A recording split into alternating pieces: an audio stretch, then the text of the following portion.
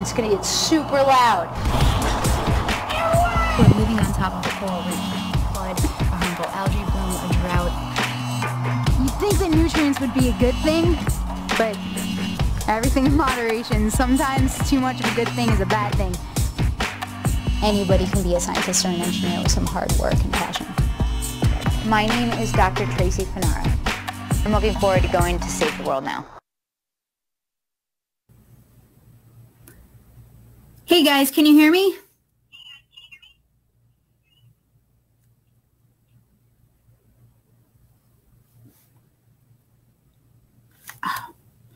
Okay, hold on.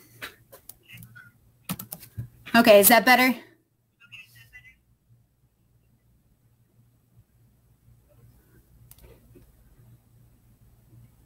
Okay, awesome. Hey guys, my name is Dr. Tracy Finara. I am the Program Manager of Environmental Health at Mote Marine Laboratory. And the reason why social media and advancing your career, social media is so important to me because my job in science is to communicate, to connect with the general public. And the reason why that's so important is because changes are made on an individual basis as far as environmental conservation. So every single thing that everybody does impacts the rest of us. Everything in this world is connected. So connecting to the public is something that's really important to me. And it's really important for our environment. So back in grad school, I was noticing my friends throwing out trash out their car window quite often, actually. And I just asked them where they thought the little drain went. And they didn't know. So I did a more formal study and started asking people where they thought that their trash went. And they either didn't know or they thought it went to a wastewater treatment plant when every drop of rain that falls on the surface of Florida goes right to a natural water body. And that's when I started to notice that there's a big information gap. And even furthermore, I noticed that when I started to tell my friends that every drop of water goes straight to a natural water body, they started holding on to their trash. I started to see behaviors change. And so I really wanted to take, the next step. And I wanted to try to convince my parents to change. They were buying bottled water like crazy. And I just, it bothered me so much because I knew all the implications and I would tell them about it. How much water it took to make a bottle of water, how much oil it took to make a bottle of water, that the water comes from the same place. And in scientific studies, it's not even better than tap water on a general basis. And all the transportation costs, nothing was working. They just didn't like the way their tap tasted. And I was about to give up. And that's when I bought them a Brita filter. They never bought another bottle of water again. And so from that point on, I realized that there are 4 things. Making a message simple, connect your message with family impacts and economics. How does it hit their wallet? Give them an achievable solution, something that's easy, something that they can grasp and it doesn't make a big change to their life, and get them involved. When people take ownership of something, they feel involved. So now moving to social media, it's just an easier way to connect with people. And for me, honestly, I don't know how long I'm supposed to talk here, but the reason why I took the job with Mythbusters and the reason why I'm even doing this right now and not in my lab getting my actual work done and not working 80 hours a week is because years ago, my little cousin, she was about 11, she came over and she was obsessing over social media. She was obsessing over Instagram, for example. And she was, all about this family who was on the E channel. And, oh, sorry, this is just supposed to be a hello. I'm sorry. We can move on, but I'll save that story for later.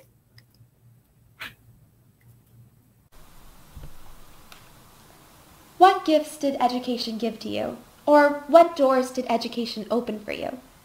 I think that education in itself is a gift, because when you think about it, we're so fortunate to have the education that we have. There are kids around the world, and especially girls, who don't have access and opportunities for things like basic literacy or basic abilities in mathematics or history.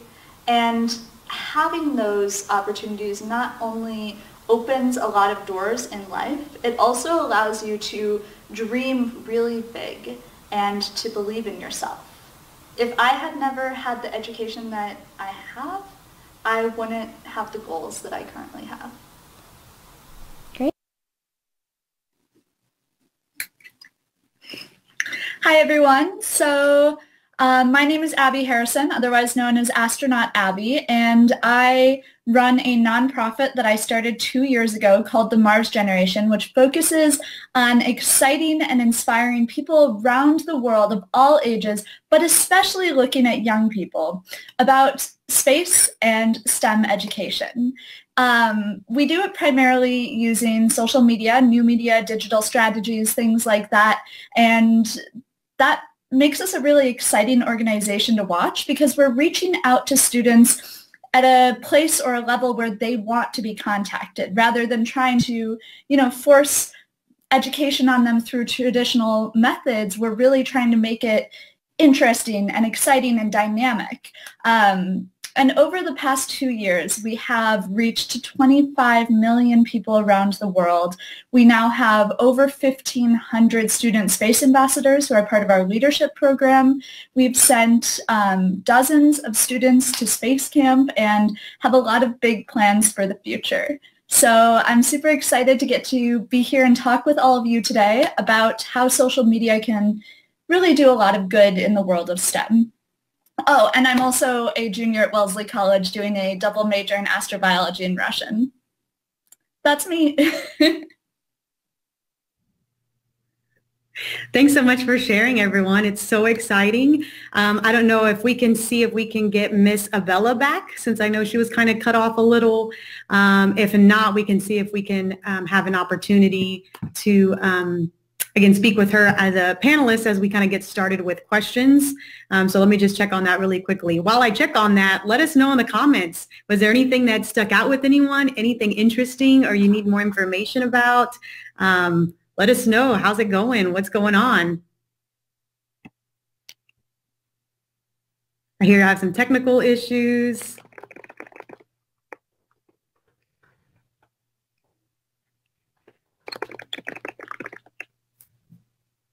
Again, just post in the chat. Let us know what you guys thought.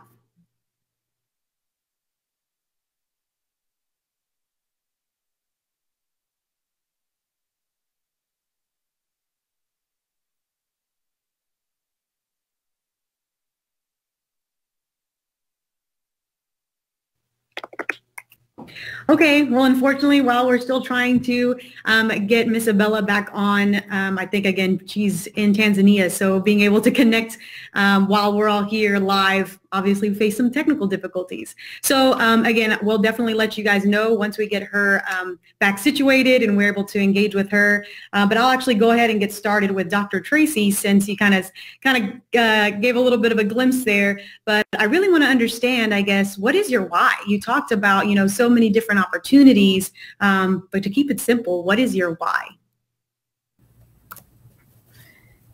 So I guess my why for doing social media, I was in land development engineering, environmental engineering, civil engineering for about 15 years in as a project engineer with several consulting firms, Malcolm Perney, Wilson Miller, and C.H. Chillam Hill.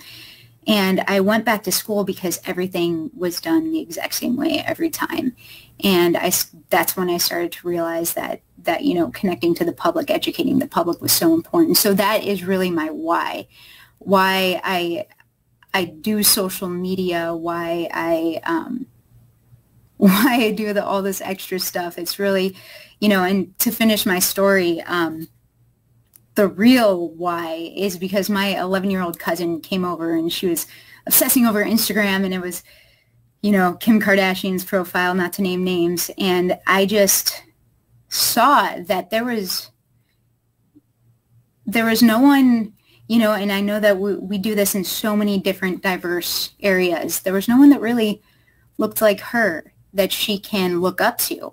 Everybody on TV that she could really mirror herself in, they were not good role models. There were no good female scientists that you know, took care of themselves, their hair, their makeup, etc.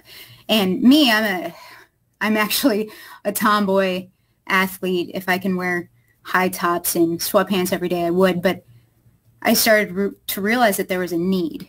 There was a need to be a role model in this role as an engineer, as a scientist, as someone that can possibly educate the younger generation to have purpose, to find purpose, whatever that is. And it's not just science or engineering, just to find their passion and to bring science and the environment into it. That's really my why. And that's what kind of motivates me to work the extra hours every day. Thanks so much. Just like you mentioned, it was really great. Again, please let us know in the comments if anything resonated, if it was really exciting for you, if you guys see something similar in your own. But being able to identify that, right? So there's a huge difference. And even again, just being able to identify why we need STEM. And most of us, majority, and I'm excited to kind of hear Abby and Abella as well, and is sharing it, you know, between the lines of, you know, beauty and fashion and blogging, but also having a little bit of purpose in it and all kind of, for me, cool and fun, interesting stuff where we can all nerd out about it and learn at the same time.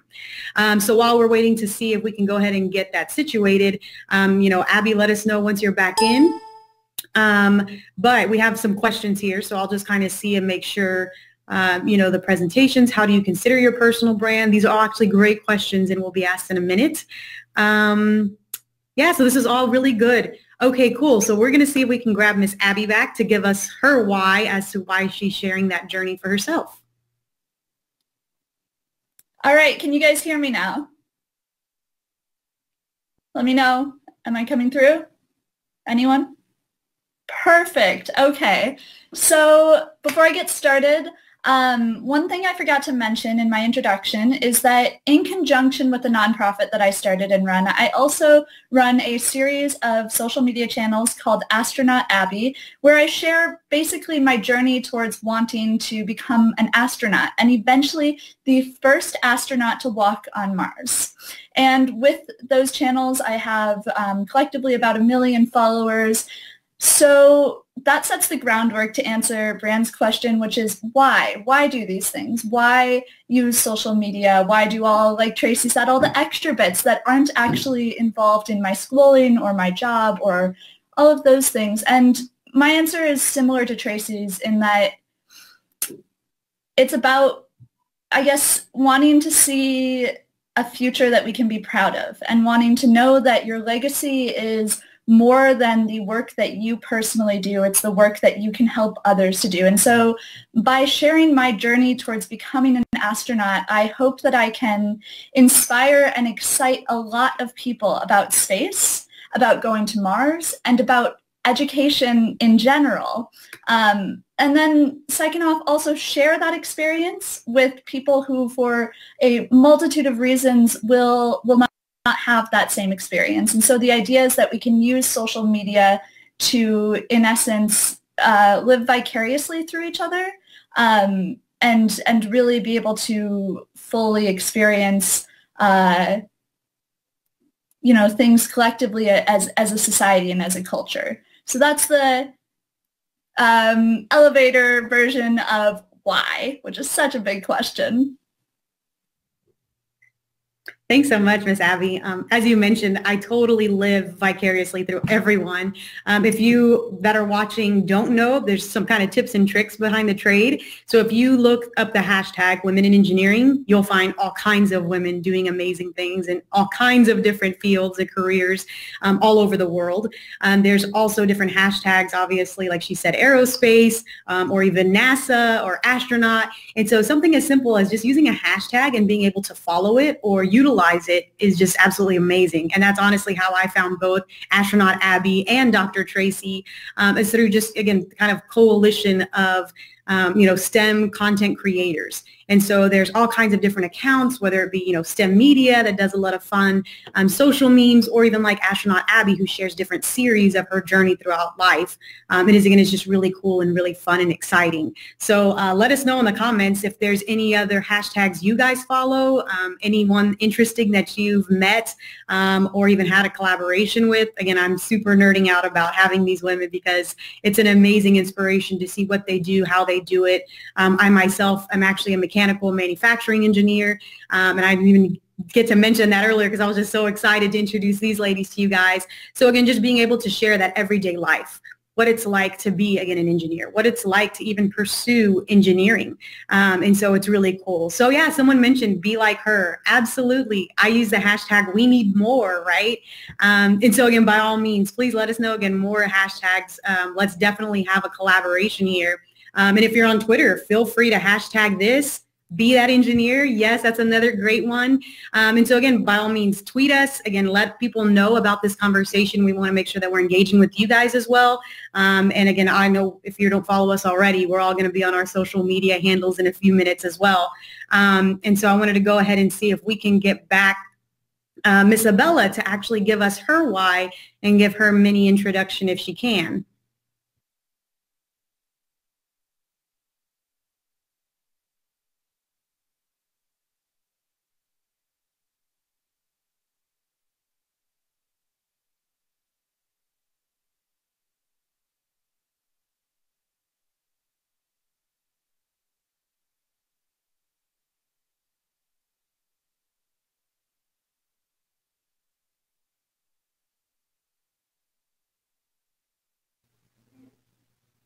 All right, so we're just going to be persistent and keep trying to bring her back on. I know she has a lot of great things, and even that I don't want to like spoil it and tell you all the greatness she's doing yet. So again, we'll just try to keep working on getting her here. But again, yes, keep sharing those hashtags, Go Beyond, STEM Matters, absolutely. Thank you guys so much for continuing to engage with us. And again, we'll go ahead and get started with another question. One is, I would say, to Dr. Tracy, why actually start a social media platform? And to that point, how do you even choose to go on social media? Do you share everything? And do you kind of still keep things kind of personal? And even to that point, again, right, I was mentioning be Instagram ready or, have it all scripted. So how do you go about actually creating a social media platform starting from scratch? Hey, so it kind of, for me, started organically, of course, to start with Facebook. And then I created a Twitter, to follow the show Supernatural back in the day. And then I got more and more into it. And as far as what to share, it's what I'm learning, and I'm still in the process of learning. I don't have millions of followers, but I'm learning that it's really you really have to keep in mind what platform that you're using and post things that are right for that platform. Like, for example, on Twitter, words and motivational talks, thoughts are really good. Innovative technologies are really good for Twitter. It's really more about the knowledge in the thought. Instagram is great for pictures, of course, and then Snapchat, my favorite, however, the new update I'm not a big fan of, that has really given me the ability to kind of take snapshots throughout my day because my job is so exciting. I absolutely love it.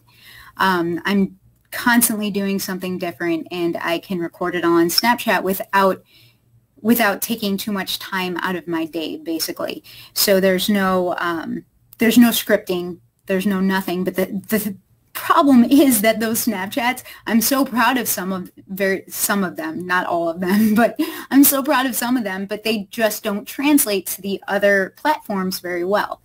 And so this is where it gets time consuming. So And Abby definitely knows more about this than I do. But for me, and because of the time restraints, I really have to focus on the platforms that I seem to resonate best with. And for me, it seems to be Twitter, Snapchat, and Instagram. Facebook, if you stop using it, the algorithm just isn't right, and so it's not really my best suited right now, but starting organically, it's really tough to see 0 followers at first. But you know what? You get through it, and the more you tweet, the more people follow you, follow people back. They like that. They stay following you. But again, you know, then you have your whole homepage filled up, and Abby, I think, does it right. She, you know, only follows very few and gets a lot of followers in return. So I'll probably hand that over to her to answer those questions. Yeah, so I think that Tracy made a lot of really great points, and it can be difficult to upkeep a lot of different platforms at the same time, especially since in order to be really successful on most of these platforms, it does require consistency. That's the most important thing, honestly, that I can say is consistency. Consistently posting not only on a timeline, but also with the type of content that you're creating, because the concept behind really good, high-quality social media, when you're using it in a professional sense at least, is that it's like you're telling a story. And so you have to introduce your audience to things and then bring them along with it and then have a satisfying conclusion at the end. And so if you drop off at any point on that or jump in at the wrong point along, you know, that timeline, it can be difficult for them to be interested and emotionally invested and truly experience it along with you. So that's a really important part, and a way that you can do both that and consistently post on, you know, like a certain number of times every week or something like that is through scheduled posts. A lot of social media platforms such as, you know, Facebook is one that we're all really familiar with. Facebook has a great capability on it where you can schedule posts. And so sometimes when you know that you're going to be having a really busy timeline or something, and you know what post you want to put up in a couple days or even later that day, you can go ahead and schedule it, and that helps it you know, be more well thought out and more planned, and really help you to follow through on creating that story that we all want to be a part of. No, that's really great information. Thank you so much for that insight. I personally obviously don't have near as many followers as you do, but even like you said, just being able to schedule it. I'm working on a manufacturing timeline, so I wake up at 4 in the morning to get to the plant by 7, and then I have to leave by 3 or 4, and then I'm in traffic. So in between running back and forth, it definitely gets chaotic. And like you said, knowing those busy weeks and whether or not you have tests or, you know, exams or even something going on in the lab that week, you know, you want to make sure that you're still providing that content and continuing to inspire and help educate. But to that point, and both, you know, Tracy and Miss Abby, you said it very well, but we all kind of get caught up in the vanity metrics, right? Is however many likes we get or how many followers. But at the end of the day, whatever content you're sharing, and again, to mention whatever hashtags you're following, is, you know, different content resonates with different people. So, you know, sure, it's cool to see something explode, but, you know, not explosions are happening every day in the world of engineering. So, again, thank you so much for giving that insight. It really is something to think about, particularly to focus on, again, the psychology of it. If you're just putting information out there to get likes, you know, it's not so much as a marketing scheme rather than you ladies sharing your lives and, again, your efforts and to be able to inspire and help educate others. And so on that topic of actually education, I know Dr. Tracy mentioned it in the comments, but Abby, would you mind, I guess, telling us, again, what you're pursuing? I know you had mentioned it a little bit, but your degree, and then we'll see Dr. Tracy explain a little bit about what her degree was in. Yeah, definitely. So I'm currently at Wellesley College in the United States. It's in Massachusetts. I'm a junior doing an undergraduate in astrobiology and Russian. And when I heard Brianne say exams, I had a little bit of like, heart flutters because I had 3 of them yesterday. And so if we could stay away from those words, that would be really great. Trying to forget about that. But I'm just kidding, of course. So I have a year and a half of schooling left for me, and then after that I'm hoping to pursue a PhD in astrobiology or a related field, and then follow that up with applying to be an astronaut and eventually hopefully going to Mars.